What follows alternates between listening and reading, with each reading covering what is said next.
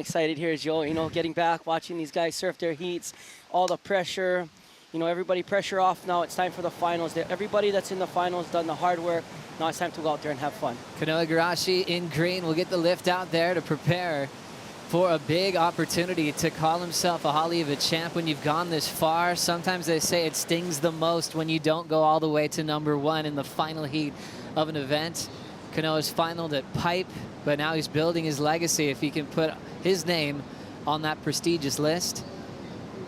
We also have John and Jack Robinson together, Makua. They advanced out of the first semifinal, which was incredibly stacked. It was John getting up to what we expect from him, and also Jack Robinson right behind him. How'd you see this one play out? Oh, look at John just so in form right there. 2 huge turns off the top. I mean, you don't get better surfing than that, Joe. So in rhythm was Jack and John trading big bombs, so much open face. And what's really evident to me is the style of Jack Robinson, how he can change that open face car from a grab rail. He'll lean back on one. He's really thinking about putting variety on this big open face. Yeah, so much versatility in this young man surfing. Changing the narrative. It's not Jack and Jill, it's not Jack and John out here in Haleiwa. They finished top 2. More John. You can't get enough of that layback power hook. The best in the game, and attacking sections that a lot of surfers would try to go around. Yeah, John just knick-knack, paddywhack, give a dog a bone, and it's his day today. He's feeling so comfortable in the final wearing red, going for his 2nd Haleiwa title. Let's hear from Marty Thomas with Kaipo.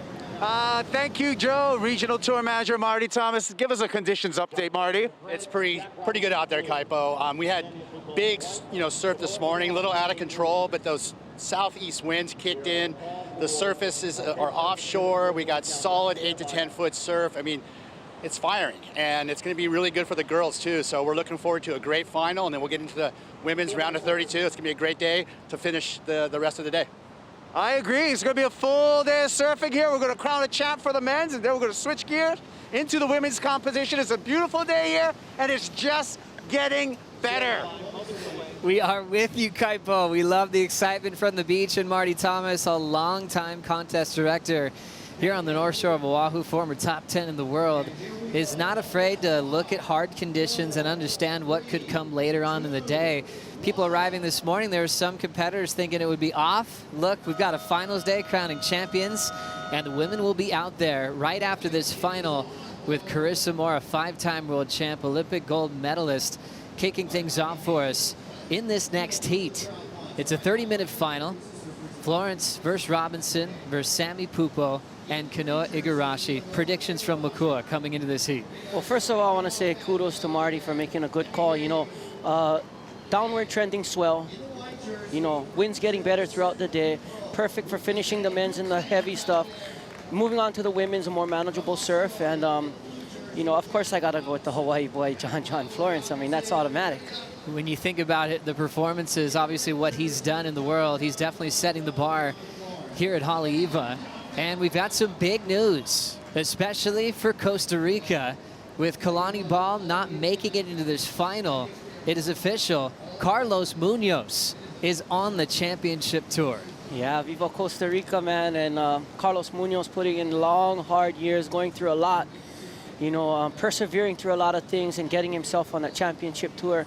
Congratulations, my brother. I'm so proud of you. Right on. Latin America was so happy when Luca Macinas qualified for Peru, and now adding Costa Rica from Central America. That is going to be some great representation. And you're going to hear Pura Vida quite a bit from Carlos, starting off at Pipeline. And Florence is the defending champ heading into that world title race. Jack Robinson, number 12 in the world. Kanoa Igarashi finished number 8 in the world. So we've got some big championship tour names in this heat, and rounding it off is a rookie for next year, Sammy Pupo, who's living up to that Pupo family name. Oh yeah, Joe. For me, I'm so excited this is my first finals to announce with you, and to have Sammy Pupo really stamping his name, becoming a household name today. And it's been a while, I think, since we've seen a brother duo on the championship tour. And really cool that he just stayed so calm with all the pressure that was on top of him. You know, Miguel has wanted to see his younger bro on tour. He's shadowed him for a long time. I'll never forget going to Tahiti surfing one of the other reef passes, and there was this little Grom, and it was Sammy. He had a camera in his hand, and he was doing big full rotations. He was so polite, saying hi to everybody. And we just kept going, man, this guy's got a future. We realized it was Miguel's little brother, and he learned so much just by being next to his brother, preparing, kind of seeing the big arena. So when he was there himself, it wasn't a huge surprise. He kind of was familiar with that CT locker room already. Well, coming up under a brother like Miguel Pupo, the likes of Gabriel Medina, Felipe Toledo, that Brazilian storm that was brewing a while, he definitely was tailored by those guys. Up and riding, Joe, John Florence on his first ride. Two-time world champ looking for a second Haleiwa title. Florence just rotates out the back.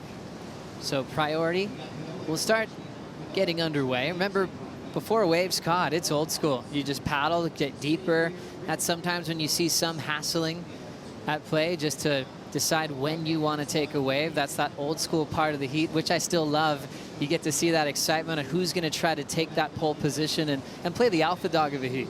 Here we go, John spinning on the inside on a little one, Joe, just getting back to his feet, getting back to position, I believe, just getting his feet in the wax.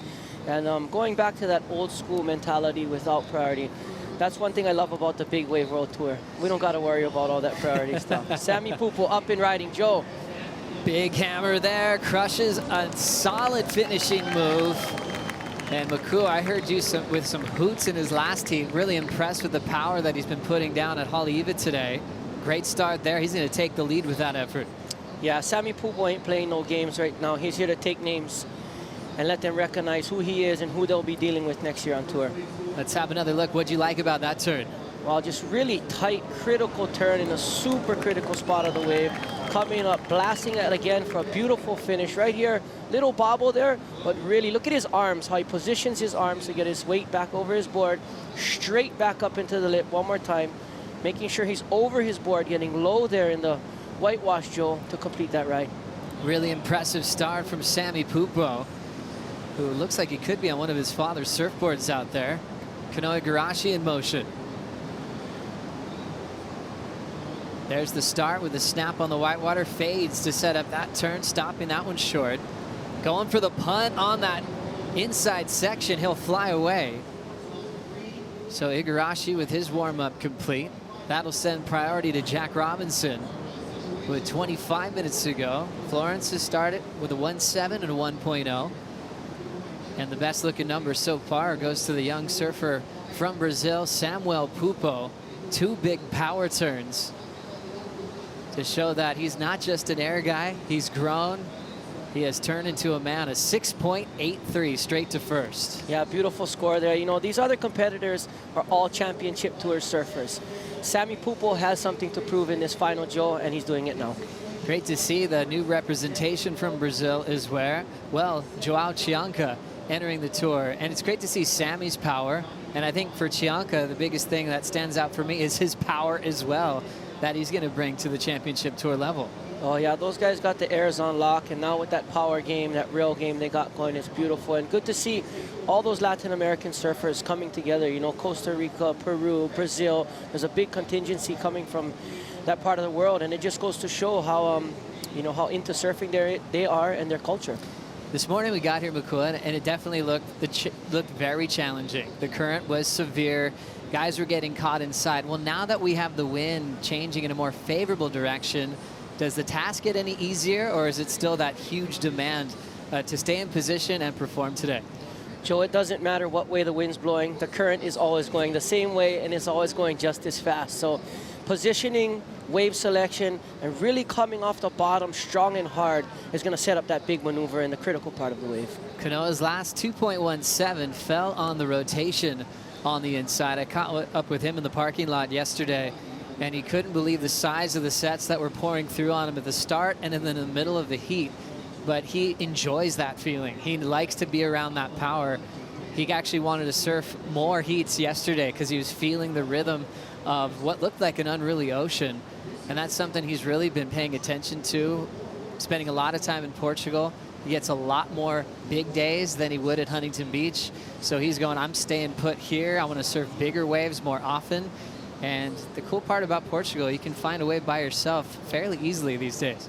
Yeah, I mean, Kanoa, you're more than welcome to paddle out with us anytime it gets really big on the outer reefs and feel some of that real power. But having that mindset coming from Huntington Beach is very good to see. It's good to see them evolving into their own, becoming more comfortable in more powerful situations, and being more comfortable here on the North Shore, Joe. Yeah, it's all about that comfort level. You talk to guys like Kanoa. I mean, we always hear it famously from the big wave crew that you're with, working on your deep breathing, your breath holds, putting yourself in uncomfortable situations to try to mimic what it's like in real life so you're prepared for anything. And surfers on the championship tour, I think, realized, especially with fanning, that they need to have that same kind of conditioning when it comes to competing at any stage in the world. It helps you with being calm under pressure, and also knowing that if a bomb comes in your heat, you can look at it a different way. Well, to call yourself an elite athlete in any sport, you have to train hard, you have to eat right, you have to sleep well, and you have to do everything it takes to be an elite athlete, period. So these surfers are no exception to the rule, especially 5-minute break between semis and finals. Sammy Pupo's up there, and I think he's putting the most pressure on these championship tour surfers, knowing that he's going to come up against them next year on the tour. As you look at the fans coming out here, yesterday they were coming down rain or shine, and word got out that women are on coming up next as well. So parking lot's getting full.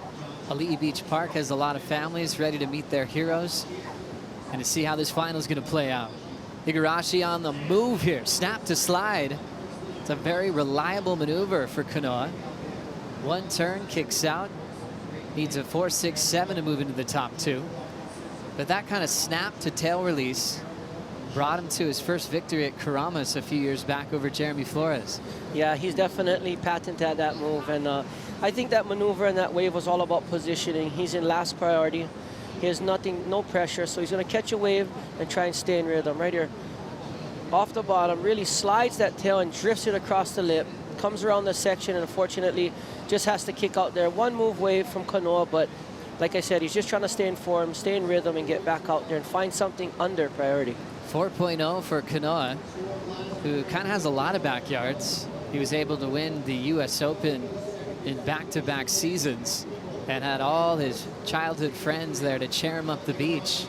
And then when he was participating in the Olympic Games, host country Japan, and that's where he's representing on tour, it was amazing seeing how big of a figure that he is in Japan and how emotional that road to almost getting gold but getting a silver medal was for Kanoa. His life changed. He became the GQ Athlete of the Year this year, which really meant a lot to him. Yeah, Kanoa, like I said, has been putting in the long, hard work, you know, and he's a good-looking boy. He's marketable. He speaks well. He has a great attitude, and it all shows in his surfing. When he's out there, he surfs with passion, he surfs with fire, and he always puts on a good show for the fans. And his confidence came early. You know, that whole story where he opened up a spot for Ezekiel Lau, and heat by heat, he had to go all the way to the final to achieve that. You're going to final at Pipeline, and he's a rookie on tour. He kept going to Zeke saying, I got you, I got you. And it was so confident, and he made that happen. Double qualified, spot opened up for Zeke. And that moment, I just realized that he has bigger goals than anyone else could imagine for himself with his career. Yeah, becoming the superstar that he is today. Watching that unfold actually at the Quicksilver House, I was standing there and watching those heats go down. It was a special thing to watch teammates root for each other. And, you know, Kanoa, you know, what can I say? His surfing did the talking. He didn't have to say anything out there. He went out there, he proved that he belonged at Pipeline, and here we are today in the finals of the Haleiwa Challenger. How different does a final feel, Makua? Champion at Sunset Beach, you've done all the hard work, you get there. Are you playing with your mind like, don't worry, this is the last heat? Do you feel different knowing that you can almost see the finish line? Well, for me, it was like a Sammy Pupo kind of position. You know, everybody was championship tour surfers. Dan Ross had just qualified. Mick Fanning just won the world title. Leo Neves, God rest, you know, God bless him, and one of the great competitors out there at Sunset. You know, it came down to the last wave. Everybody else was comboed. I was the only one that had a chance, and I kind of paddled off on the side and just sat there and said, you know, it's a crazy long story. I really don't want to take too much time, but I was in Israel at the Wailing Wall, and I said a prayer there one day and asked for a wave to come and, you know, be there for me when I need it. And out of nowhere on that wild day at Sunset, that wave popped up, and I just kind of tapped into that mindset of, you know, if today's my day, it's going to happen. And the wave popped up, the rest is history, and I got the score and became the World Cup champion. That is a beautiful story, and I love that you took the time to share that with us, because there is this idea of having a relationship with the ocean and that connection. You know, the stories in the past of the greats, you know, like famously with Tom Curran, was like he could will waves to come with him. There's this spiritual connection that runs deep with a lot of the best surfers in the world, where you think it's over and then the ocean will give you one last shot and could change your life, change your career. What a special day to reflect on. At the moment, we've got Sandy Pupo, 6'8", Kanoa Igarashi, a 4 and a 2.17. Florence had a couple of looks, still in the 1-point range, and Jack Robinson still waiting to get started. He's been doing a good job to put in so much time at every venue on the North Shore, and I think that's what the biggest message has been for me. Jack, usually famous for what he does in very hollow conditions like at Pipeline, and I think he probably surfed Haleiwa last winter more than any other spot on the North Shore. Yeah, I came in from one of the bigger swells of the year to tow Haleiwa, because usually there's no one out. Big west swell, it's maxing, no one's out there, and I pull up and it's Jack Robinson and Shaden Picaro out. And I'm like, no way, I came here to tow just on the way into the harbor. And of course, he's out there. He's been putting in time on the North Shore for such a long time. And to see Jack evolve into, you know, the surfer that he is today, not just those heavy, slabby waves, but, you know, showing there in Mexico, he got it all, and he's out here to prove himself. And that relationship with Leandro Dora is really special. Iago Dora's father started signing up for some coaching with him. They're basically like family now, and with Jack's wife from Brazil, he's learning Portuguese as well and spending a lot more time in Brazil. He actually snuck in a trip there with his wife to spend some time with their family and also surf with Iago in the lead up to this event. And now he's happy to be here on the North Shore, looking for a major win here at Haleiwa to join the greats. For Florence, he's looking to become a multiple-time Haleiwa champ to join the legacy of multiple-time winners. You go to Sonny as the best out here. You look at Kaipo Hakias as a guy that surfed this wave so incredibly well from the island of Kauai. Back to this one. Jack Robinson, snap to start, throws down a beautiful top turn, almost goes out of control, and throws down the final turn on a very challenging section. First score out of the way for Jack at the 15-minute mark. Yeah, that was a beautiful wave, but now we have John Florence up and riding. Let's see what he comes up with, Joe. Florence off the bottom, big front side power hook. His best start so far in the final. Wrapping turn looking solid. He'll drop down a step and kick out. And now you'll see the paddle battle between Robinson and Florence. This will be interesting to see who gains third priority. Florence has done the paddle across the Molokai Channel with Kona Johnson in the past. As through his injuries, he started to fall in love with his recovery and paddle training. You want to spend time in the ocean when you're hurt, so you'll go for a paddle, he'll go for a sail. As long as he's in the water, he's going to be happy. Yeah, John definitely had to overcome some injuries, and spending time in the water paddling did well for him. Here he goes up and riding again. But one big turn that he's famous for out here in Haleiwa. Can he pull it off, Joe? Yes, John Florence with an amazing turn and an execution. Blowing the whole board out the back. Already seeing Kanoa Igarashi throwing down that first under the lip jam, and he'll get tangled up on his finishing move. Don't see Kanoa misread sections too often, and he falls on that final turn when he was trying to improve on a 2.17. But how quickly did John just put himself back in this final, Makua? Well, John, that was a major turn. We definitely got our work cut out for you, ladies and gentlemen, to bring you those replays in a second. But John Florence laying it down like I haven't seen him do all day. Let's watch this last one for Kanoa real quick. Yeah, Kanoa just speeding down the line. Little check turn up in the top and gets a little discombobulated here, bucked off at the end. I don't think that'll be in the top two for him. Here's John. This is John's one turn. I mean, look at that, total commitment, fully extended, fins out the back, staying low and riding out of that one, Joe. You just don't see moves like that done this way too often at Haleiwa unless it's Florence in the water. Complete board release and a layback to complete it. That's that element of surprise where you're seeing one of the most gifted athletes in the world, and the crowd loves it. John's wife, Lauren, is celebrating. You can see the whole Florence family there. Ivan in the back, all supporting John throughout this event at Haleiwa. Oh, yeah, I mean, you know, the Florence crew is real tight. You know, everybody comes together. I know Nathan's over there on Maui, but everybody else is here cheering on John. And, you know, what can you say about this young man surfing? He's out there, he's ripping, and he's on fire. And you talk about all the brothers being so unique. You know, obviously all talented with skateboarding as well. Ivan's got such a great career going. Nathan spent a lot of time with you guys in big waves, and man, he is just so built and hooked on his conditioning. And then you see John just riding his bike up Pupo all the time and paddling in the water and finding his own training regimen to prepare for moves like this. 7-7-7 for Florence on his last wave. Back for more in the final after this.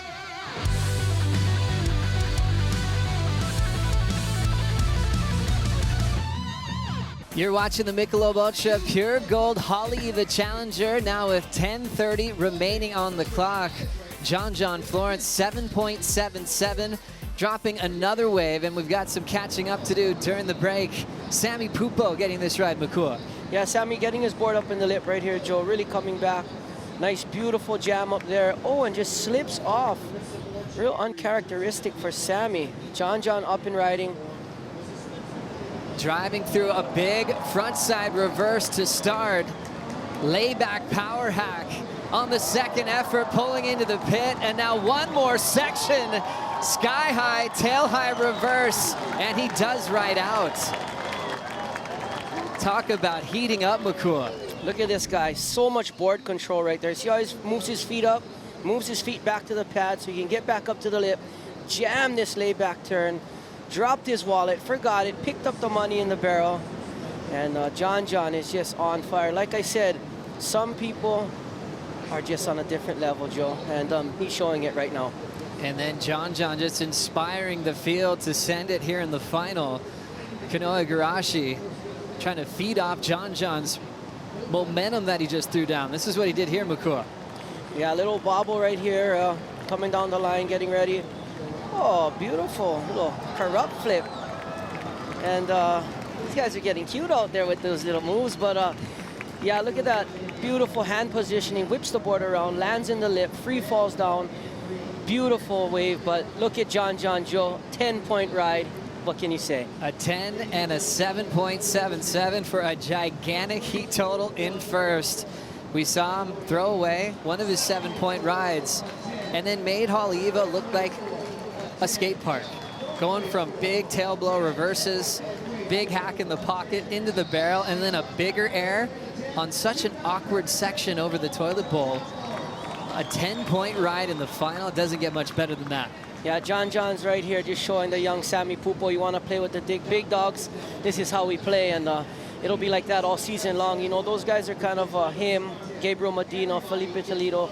They're up there in that upper echelons, and it just shows that, you know, they're on another level when they surf. You always have a few guys in certain eras of time, from, you know, going back to Dane Kealoha to the guys that came before, to Martin Potter. The list goes on and on, where guys are leading the sport and setting the bar, you know, leading up to the Kelly Slater era of changing the game of surfing. And Florence is hanging on to that responsibility really well with good rivals like Medina, like Italo. As we have another look, take us through, Makua. Just right up there, spin it to win it. You know, John has so much board control, big power hack into the barrel. I mean, coming out, and now he's just showing off. Over here, we would call that the bingo, bango, pickle, mango. And that equals 10 points.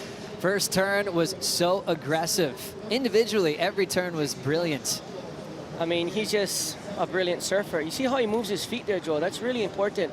You know, getting the feet up to the front of the board, complete that maneuver, straight back on the grip there for another big hack. I mean, the judges, you know, you've seen the judges' scores. A perfect ride is a perfect ride, and there's many ways to do it, and John got it done with futuristic moves, barrels, and big hacks all on one wave. There you go, ladies and gentlemen. That's what a 10-point ride looks like today. Just shows how talented he is with his footwork and upper body. Didn't grab, just showed how much control he had And that wasn't just an easy landing. You have water moving different directions, and if John's hooting himself after a wave, it's probably going to be a 10. Frontside slash on the mid face. Pulls in for a moment is Sammy Pupo. When you hear the crowd explode, that inspires all 4 of these surfers in this final, knowing they have a shot at going for a huge title. It's going to be pretty miraculous if someone can come back now. For Kanoa, he's comboed. For Sammy, same situation. Jack Robinson needs to break down a 17.78 combination in 6:15 on the clock. Joe, can you answer me one question? Of course. So it says 10.01 to go to first. They both have 7.77s. If Kanoa gets a 10, how does that work when you break that down? That's right. So that's a tie-break situation. When you have the exact same scores, you have to go then to the third highest score. Oftentimes a tie-break is decided on whoever has the single high. If they're the exact same, you'll have to go to another wave that they aren't using.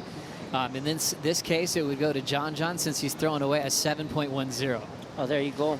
It's interesting how it works because top 2 system, you don't see those exact ties happen too often, or even exact ties in the final. But the crazy part is the last time John won this event, it was a tie-break decision over Frederico Moraes. Yeah, that's why I brought that up. I seen that on the screen, and I figure out, you know, people out there watching really want to know what the difference is between, you know, when the competitors have the same score, how does that tie break down? It's a pretty rare thing, especially in a final. I remember a heat with Adriano and Mick that decided in a tie-break decision in a final at the CT level. That was the only time that had ever happened in history of the championship tour. So a pretty rare thing. Right now, John out in front, Kanoa in second. Looking for a 10 as we see one of the all-time greats, an Olympic gold medalist, 5-time world champ. So excited to be competing here at home, as she has Alyssa Spencer, Pauline Adu, and Zoe McDougall. Yeah, this is not another one of those John Florence seats. Carissa Moore is on another level right now, Joe. She's a gold medalist, she's a world champion, and she is the ambassador of Aloha to the world for us right now. The beautiful mural that's in town is so incredible with Carissa and the great Duke Hanamoku, Hawaiian gold medalists. One of the prettiest things you see. It's about on a 15-story building, and Carissa was so honored. One, to be on there, but I think even more honored to be right next to the Duke. 4 minutes. Rolling in, Kanoa Igarashi. Smooth off the bottom, onto the lip hook. Kind of had the lip in his face and did that turn well. Hard off the bottom again and attacking that inside section. He knows he has to surf for 10s.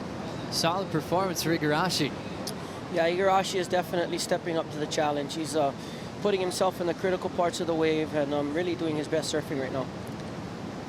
As we have more motion out the back, Jack Robinson. Full roundhouse cutty to start. Big layback blast right in the heart of that open face. Already had the 7.33. That'll be a solid second scoring ride with 3:15 to go. Yeah, you know, just because John has 17 points, there's a lot of ways to make 17 points out here, especially with, you know, they can go for 2 9s, you know, an 8 and a 9. But, you know, Jack Robinson up and riding, just trying to manufacture a bigger score, coming around, looking really loose and comfortable. I think those days off in Brazil paid dividends. Big blast off the top there. Unfortunately, there was no finishing maneuver. You know, right here, up in the pocket, just laying it back, just like John Florence, that big layback Sonny Garcia patented hack, taking a page out of one of the greatest of all time, Sonny Garcia.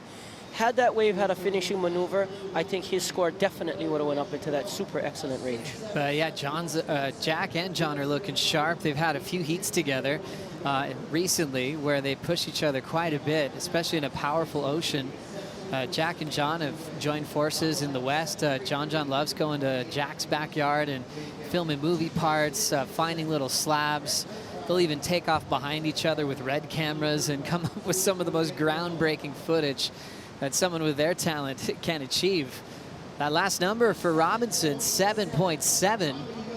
He'll take second above Kanoa with that effort. Yeah, Jack definitely putting himself in the mix right here.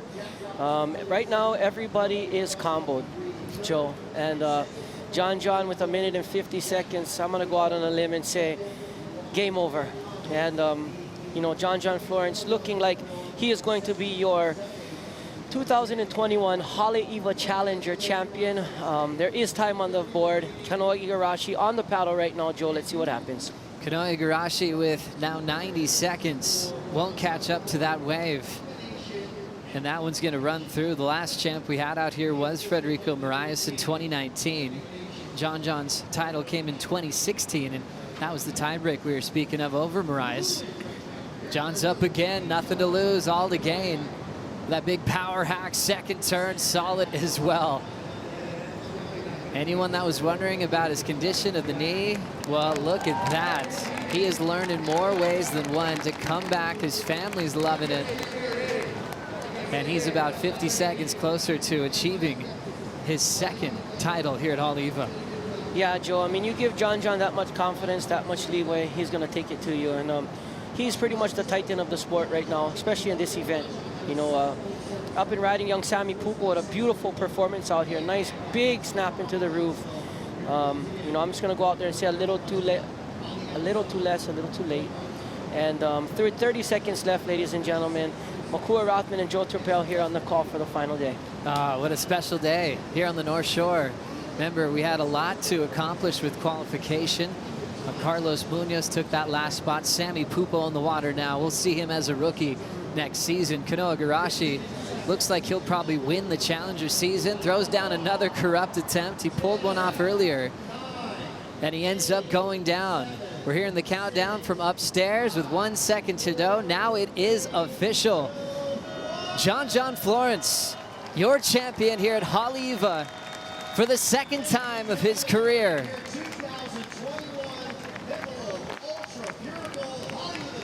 For Florence, he said it would have felt weird if he was not involved in this event on the North Shore.